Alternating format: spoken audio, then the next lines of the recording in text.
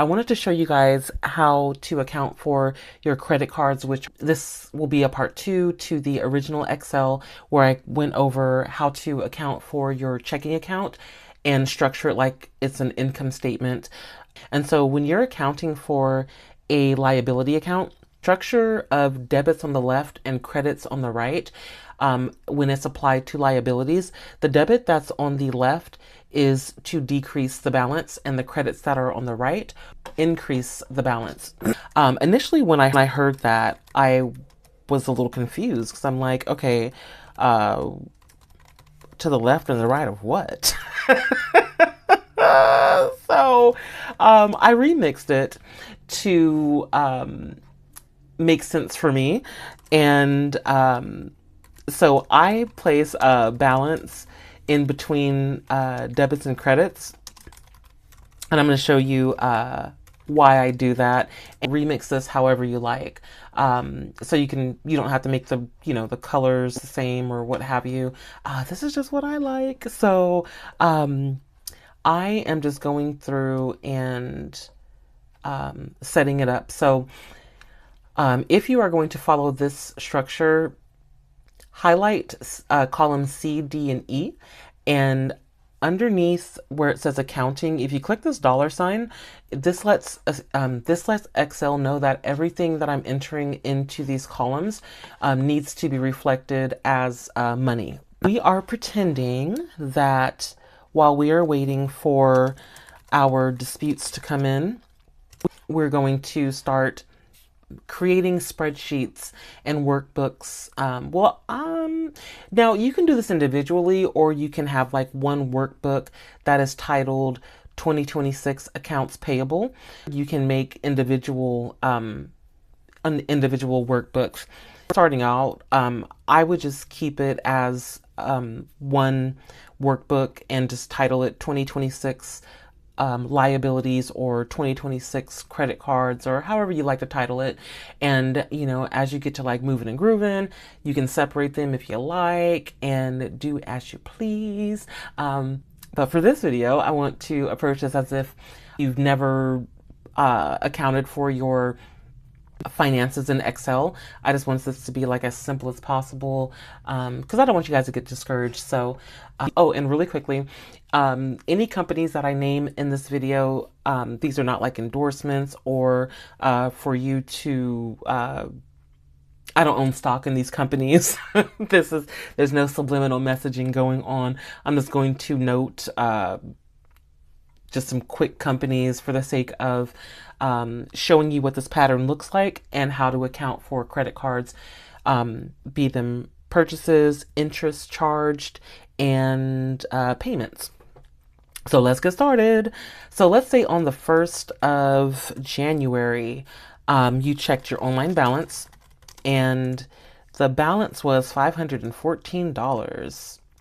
And let's say Macy's is having a sale, and so I am going to preload into the D column, which is going to update the balance as I'm going along, and which is why I put the balance in between the debits on the left and credits on the right. That just makes sense to me.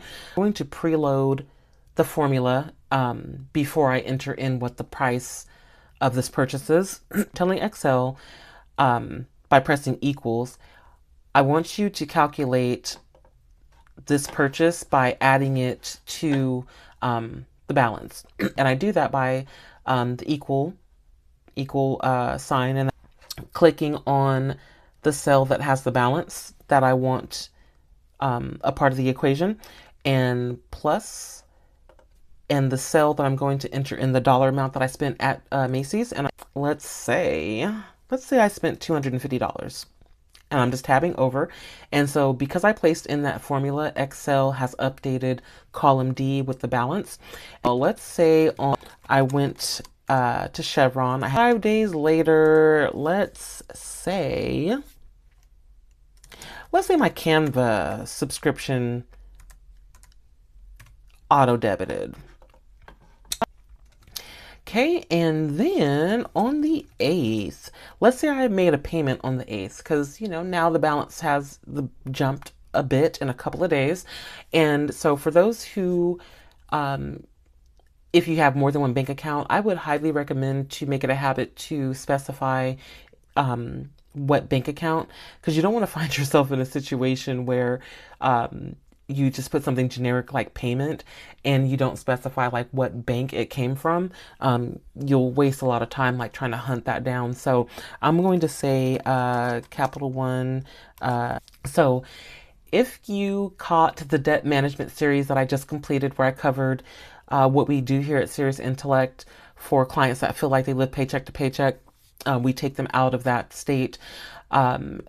I am really adamant about making my balances even. I do not like the idea of having to pay interest on like cents. So I always like to even out things. So because the balance is $836.99, let's say I just made a small payment of $36.99 and I'm just tabbing over, and now I want to tell Excel to subtract the payment that I just made from my Capital One checking account. Shout out to Capital One. And I'm tabbing over, and Excel has made the has updated the balance, and I'm just making up something fake. Da da da da da da. Let's say on the 10th the statement closed, and now I have a minimum payment due for the month of February. That's coming up. So how I account for that is I note it as interest charged. And again, I'm going to tell Excel, and interest is going to be on the credit column because it is increasing the balance. So I'm selecting that, and let's say interest on $800. Let's say $14. And in the column that is titled F, or that in the F column, I always like to note what the minimum payment is and the due date. So if you've been tracking with me on Instagram, I believe I've said this also on YouTube as well. There's this really strange thing. I call it psychological warfare. You can call it what you want, but yeah. So if you notice, when your statement is always going to close like 2 to 3 days after the due date. So if you want to alleviate stress in your life and also decrease the amount of interest that is being accrued monthly, I would recommend to shifting to making your payments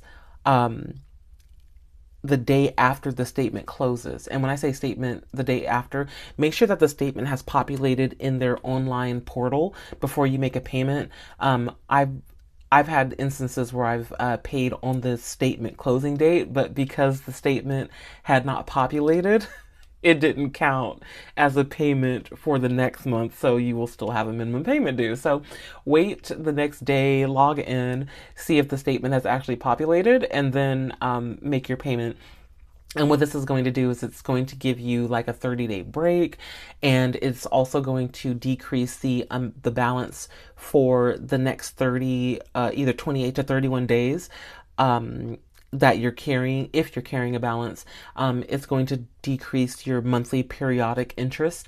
So it becomes cheaper over time. So said all that to say, just something to think about. With that being said, let's say that the due date is on the 8th. So that is it. So quick recap: when you are accounting for liabilities in Excel, the structure, the accounting structure is debits on the left, credits on the right. I've made that make sense by placing the balance in between the debits and the credits. When it is a liability account, the debits to the left are all the amounts that are going to decrease the balance, and that is going to be any payments or any purchase returns. And the credits on the right are going to increase the balance. So this is going to be any interest that is charged, any late fees, and any purchases. So that's a very, very quick tutorial on how you can structure and account for your credit cards, while you are waiting for your credit file disputes. If you have any questions or comments or need any clarity, put them in the comments, and I will see you guys. Never let a hard time humble us. Double up. I ain't telling no lies, I just, yeah.